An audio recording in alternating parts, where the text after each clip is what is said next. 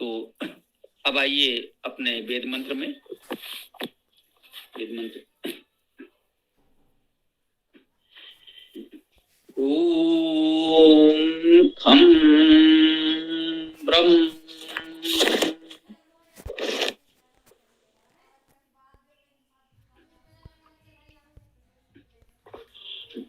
ओम यजुर्वेद अध्याय 34 मंत्र 45।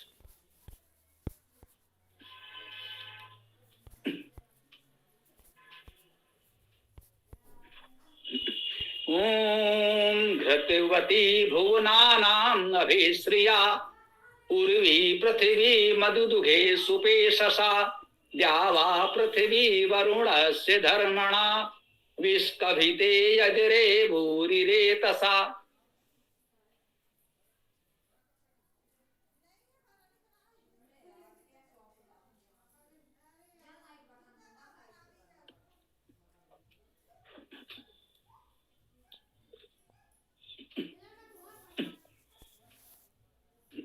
देखिए, घृतवती भुवना नाम अभिश्रिया, भुवना नाम अभिश्रिया घृतवती, ऐसा कह सकते हैं कि भुवना नाम अर्थात भुवनों की अभिश्रिया, जो अभिश्रिया है वह घृतवती है।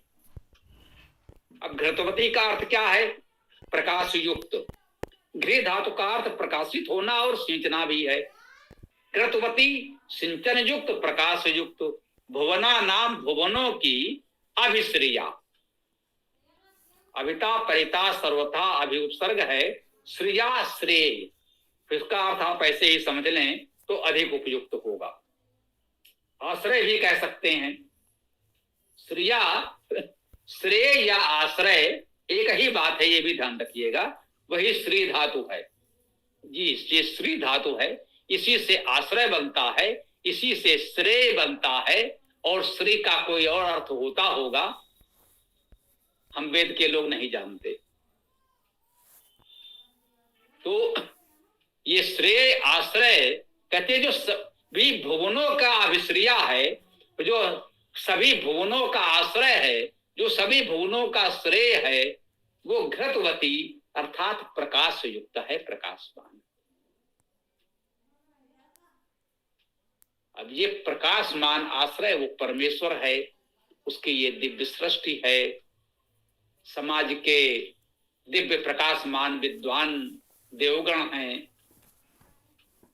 तो इन सब को आप मान सकते हैं। उर्वी पृथ्वी मधुदुघे सुपेशसा,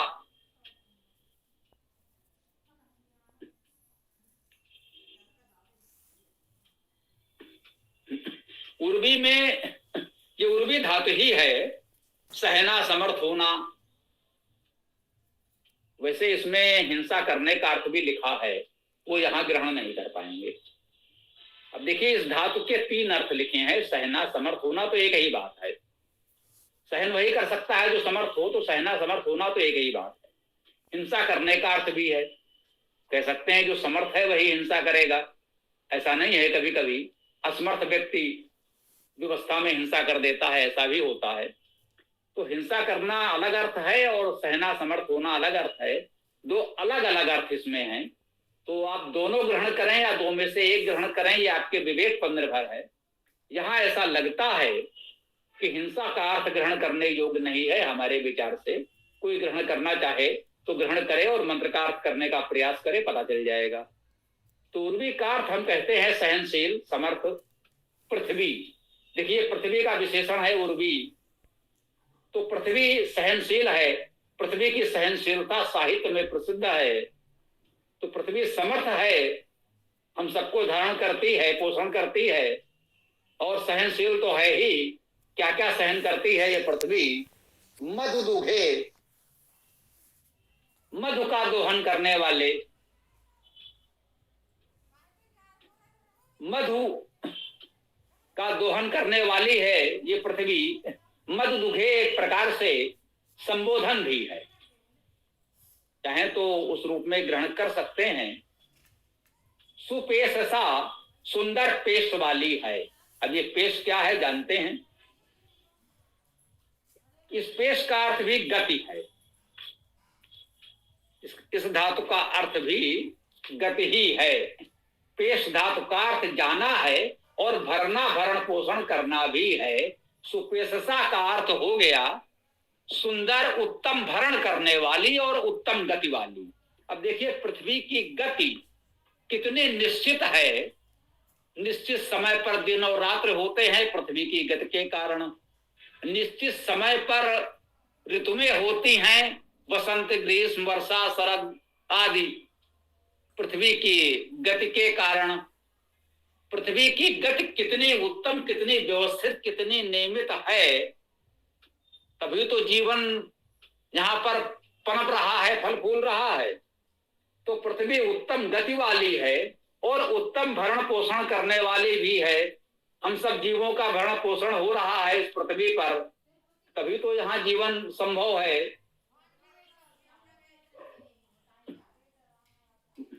द्यावा पृथ्वी वरुणस्य धर्मणा, द्यावा और पृथ्वी, द्यावा दिवलोक प्रकाशमान, द्यावा में द्वित धातु सामान्यता मानी गई है। द्विव धातु भी हो सकती है। द्विव धातु का अर्थ अग्रसर होना, आगे जाना, और द्वित धातु का अर्थ प्रकाश होना, प्रकाश करना है। तो सामान्यता द्यावा में, द्यावा पृथ्वी में सभी विद्वानों ने द्वित धातु मानकर प्रकाशमय अर्थ किया है। और इसको हम बताते हैं कि एक तो पृथ्वी है जहां पर हमारा निवास है, और पृथ्वी की सीमा वायुमंडल से भी परे जो आकाश हमको दिखता है, जिसमें प्रकाशमान सूर्य चंद्र तारे आदि दिखते हैं, इन प्रकाशमान नक्षत्रों तारों के संसार को, इस लोकों को दिवलोक द्यावा कहते हैं। और पृथ्वी, तो द्यावा पृथ्वी, से द्यावा से पृथ्वी तक, वरुणस्य धर्मणा, वरुण, वरुणस्य वरुण का, वरुण अर्थात वर्ण करने योग वर्णी परमेश्वर का, धर्मणा धर्म द्वारा, इस वरुण के धर्म द्वारा, इस वर्णीय के धर्म द्वारा,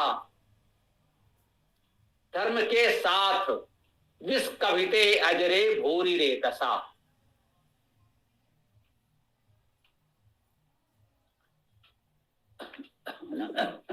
विष कविते अजरे भूरि रेतसा,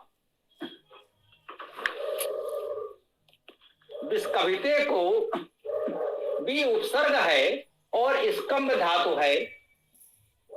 व्यापना, व्याप्त होना, प्रसृत होना, फैलना। विष कविते अर्थात व्यापक विस्तृत में, अजरे अर्थात अजर में, अजर में आ उपसर्ग माने तो द्रि धातु है, जीर्ण होना, स्तुत करना भी है, लेकिन आ उपसर्ग मानेंगे तो द्रि का अर्थ जीर्ण होना ही लेना होगा। अर्थात जो जीर्ण नहीं होता उस अजर में, अजर का सामान्य अर्थ यही प्रचलित है, वे अजर हैं अर्थात जीर्ण नहीं होते। और अज धातु का अर्थ है गति करना, तो अजरे का अर्थ हुआ गतिशील में, दोनों ही अर्थ ग्रहण कर सकते हैं। भूरि अव्यय है, इसका अर्थ है बहुत। रेतसा, रेतसा में भी री धातु का अर्थ जाना, चलना, गति करना है। भूरि रेतसा अर्थात बहुत अधिक गतिशील। तो विस्कविते अजरे भूरि रेतसा कह रहे हैं द्यावा पृथ्वी वरुणस्य धर्मणा, कि द्यावा और पृथ्वी, दिवलोक और पृथ्वी लोक वरुण वर्णी परमेश्वर के धर्म के साथ विस्कविते विशेष रूप से स्कंभित अर्थात व्याप्त हैं, अजरे अजर हैं, जीर्ण नहीं हो रहे हैं, भूरि रेतसा बहुत अधिक गति के साथ व्यवस्थित अवस्थित हैं, स्थित हैं, ऐसा इसका भाव हम ग्रहण कर सकते हैं। तो इस मंत्र की चर्चा लगभग पूर्ण होती है। कह रहे हैं घृतवती भुवना नाम अभिश्रिया, पूर्वी पृथ्वी मधु दुघे सुपेशसा। ये कहा है कि जो सभी भुवनों का श्रेय आश्रय है ये पृथ्वी है, मधु का दोहन करने वाली है, प्रकाश से युक्त है, और द्यावा से पृथ्वी तक सब कुछ वरुण के धर्म के साथ व्याप्त है, व्यापक है, अजर है, भूरी रेत सा बहुत अधिक गति के साथ अवस्थित है। देखिए संपूर्ण सृष्टि गति के साथ अवस्थित है, गतिहीन कुछ भी नहीं है। पृथ्वी के साथ हम गति कर रहे हैं, इसलिए हमारे सापेक्ष पृथ्वी और पृथ्वी के साथ सापेक्ष हम तो स्थिर हो सकते हैं, परंतु पृथ्वी गतिमान है, सभी ग्रह नक्षत्र तारे गतिमान हैं। चंद्रमा पृथ्वी की परिक्रमा कर रहा है, पृथ्वी सूर्य की परिक्रमा कर रही है, सूर्य भी किसी महासूर्य आकाश गंगा के केंद्र की परिक्रमा कर रहा है। ये सभी आकाश गंगाएं किसी सृष्टि के अन्य महान केंद्र की परिक्रमा कर रहे हैं। अब तो आधुनिक विज्ञान ने भी आपको ये बहुत कुछ बता दिया है, उससे वेद की बातों को समझने में सुविधा हो रही है। हम इतना ही कहेंगे, हम ये दावा करने नहीं जा रहे कि आधुनिक विज्ञान से कहीं अधिक विज्ञान आपको वेद में मिलेगा, ये सारी खोजें वेद में हैं और वेद से ही हुई हैं। हम ऐसी कोई बात नहीं करने जा रहे, इतना तो कह ही रहे हैं कि जो रहस्य आधुनिक विज्ञान ने आपके समक्ष खोल दिए हैं, उससे कम से कम वेद के रहस्यों को समझने में आपको सुविधा अवश्य होगी। यदि ये जानकारियां न होती तो ये तो पहेलियां लगती कि वेद ने क्या कह दिया है, ये कैसे होगा, कैसे संभव है। जिनको इसकी जानकारी नहीं है वो कैसे समझेंगे। तो ये ठीक है कि प्राचीन ऋषियों को, महान विद्वान आचार्यों को इस सृष्टि की गतियों का, अवस्थिति का, सृजन का कुछ तो अनुमान था। हो सकता है उनकी गणनाएं, उनकी जानकारियां उतनी सटीक न रही हों जो आधुनिक यंत्रों से प्राप्त हो रही हैं। पुलकित जी इस पर बहुत अच्छा कार्य कर रहे हैं, बहुत बहुत बधाई उनकी अभ्युदय टीम को। तो आज के इस मंत्र चर्चा को हम यहाँ विराम दें। किसी को कुछ कहना हो, प्रश्न विचार आदि तो रख सकते हैं। ओम खम ब्रह्म।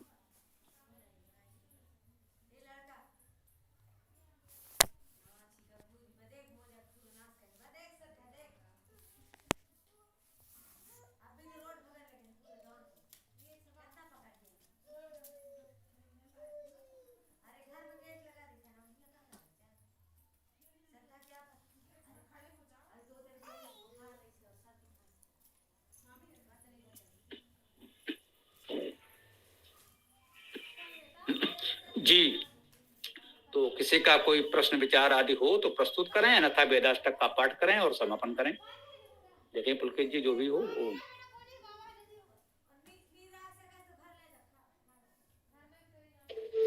जी ठीक है, प्रश्न हो तो पूछ लीजिए, अन्यथा वेदाष्टक पाठ तो शुरू कर ही रहे हैं।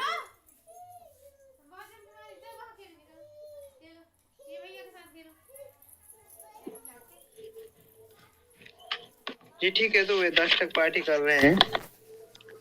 ओम अग्निम ईडे पुरोहितम यज्ञस्य देवं ऋत्विजं होतारं रत्नधातमम्। ओम ऋग्वेद अंतिम मंत्र। ओम समानव आकुति समान हृदयानि वा समानमस्तु मनोयथा सुसहस्ति। ऋग्वेद अंतिम मंत्र। समानी वह आकुतिः समाना हृदयानि वह समानम अस्तु यो मनः यथा वह सुसह असति। सामवेद प्रथम मंत्र। ओम अग्ने आयाहि वीतये गृणानो हव्यदातये निहोतात सत्सि परहिषि। ओम खम ब्रह्म। सामवेद अंतिम मंत्र। ओम स्वस्ति न इंद्रो वृधश्रवा स्वस्ति न पूषा विश्ववेदाः स्वस्ति न तार्क्ष्यो अरिष्टनेमि स्वस्ति नो बृहस्पतिर्दधातु।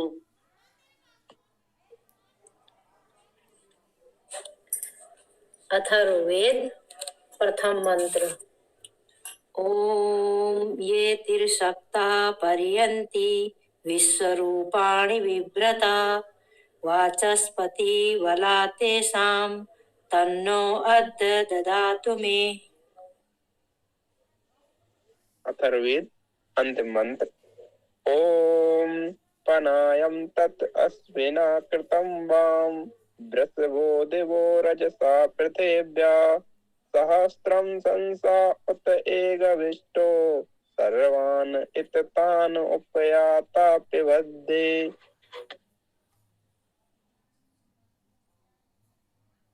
यजुर्वेद प्रथम मंत्र।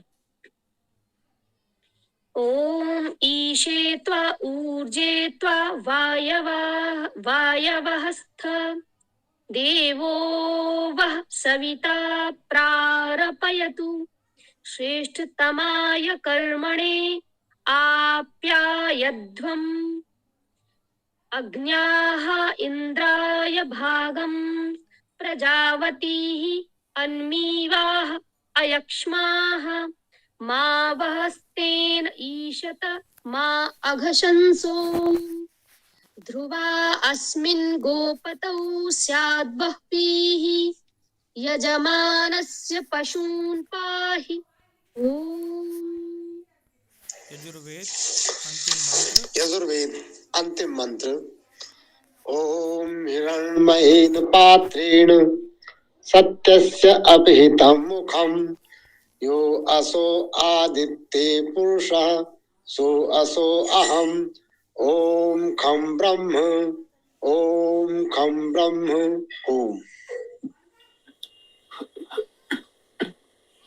ओम। आप लोगों ने अति उत्तम वेद पाठ किया। आरती जी बहुत अच्छा पाठ कर रहे हैं और इधर कोमल जी विदुषी जी संभवतः किसी कारण से हमारा साथ नहीं दे पा रहे हैं, तो आरती जी के आने से ये वेद पाठ को निश्चित रूप से बल मिला है। क्योंकि कुछ लोग कहते होंगे स्त्री शूद्रो न अधिगताम, महिलाएं वेद नहीं पढ़ सकती, महिलाएं गायत्री मंत्र न पढ़ें, लेकिन हमें तो यही लगता है कि जब तक ये नारी शक्ति का वेद पाठ नहीं होता तब तक हमें वेद अधूरा लगता है। बिना सरस्वती के वेद साधना कैसे हो। उधर मैं कहता हूं कि सरस्वती को पूजने वाले कहते हैं कि महिलाएं वेद न पढ़ें। सबसे पहले वेद का गान तो बालिका सरस्वती ने ही किया। विमल वाणी ने वीणा लई, कमल कोमल कर में सब प्रीत, सप्त स्वर सप्त सिंधु में उठे छिड़ातम मधुर साम संगीत। सबसे पहले वेद का गान वीणा पर बालिका सरस्वती ने किया और उस सरस्वती को पूजने वाले कहते हैं महिलाएं वेद ना पढ़ें। इससे बड़ी विडंबना पाखंड और क्या होगा।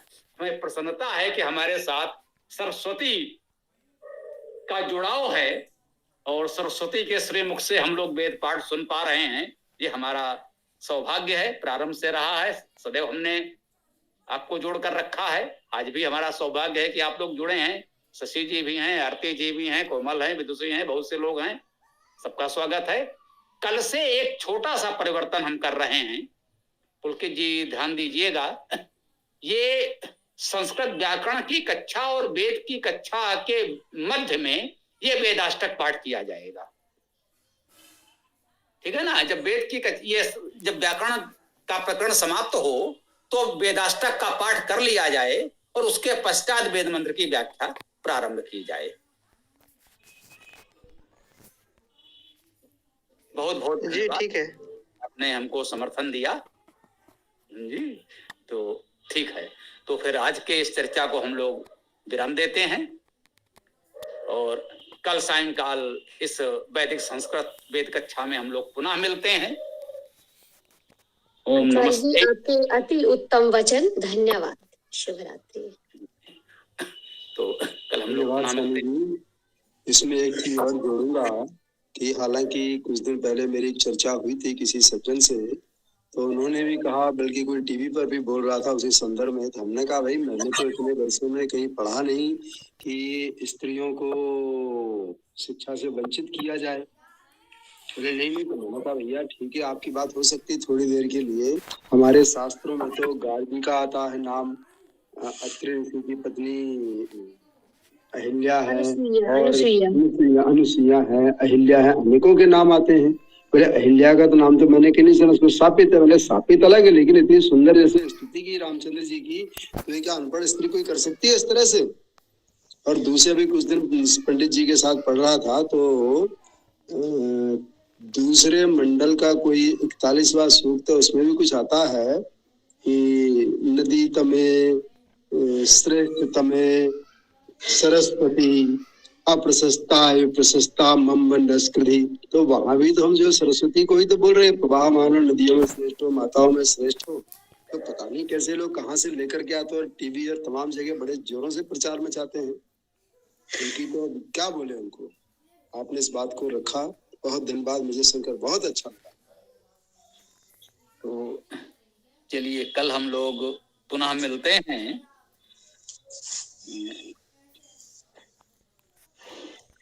पर्याप्त समय हो गया है जी, ठीक है। तो अच्छा हो कि इसको अब विराम दिया जाए। तो शेष चर्चा हम लोग कल कर लेंगे। ओम स्वस्ति, ओम नमस्ते, ओम खम ब्रह्म, ओम खम ब्रह्म, ओम खम ब्रह्म। नमस्ते गुरुजी। जी।